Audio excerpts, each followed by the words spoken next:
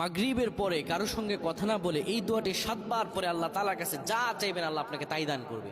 অভাবে আছেন, ঋণগ্রস্ত আছেন, মাথায় টেনশন, ঋণের বোঝা, বাড়িতে থাকতে পারতেছেন না, আল্লাহ সব আপনার পেরেশানি দূর করে দেবে ইনশাআল্লাহ। যদি আপনি আমলটি করতে পারেন, আমল মানুষের জীবন বদলিয়ে দেয়, আমল মানুষের জীবনকে পরিবর্তন করে দেয়। আল্লাহ তাআলা আপনার সব দোয়া কবুল করে নেবেন ইনশাআল্লাহ।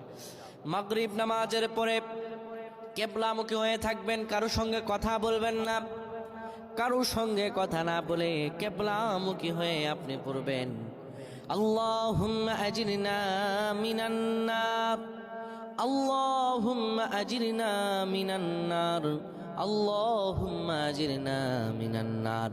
যদি এটি আপনি মাগরিব নামাজের পরে কারোর সঙ্গে কথা না বলে পড়ে 7 বার পরে দুটি হাত তুলে আল্লাহর কাছে দোয়া করেন, আল্লাহ জাহান্নামের আগুন থেকেও বাঁচাবেন এবং আল্লাহ আপনার সব দোয়াগুলো কবুল আর মঞ্জুর করে নেবেন।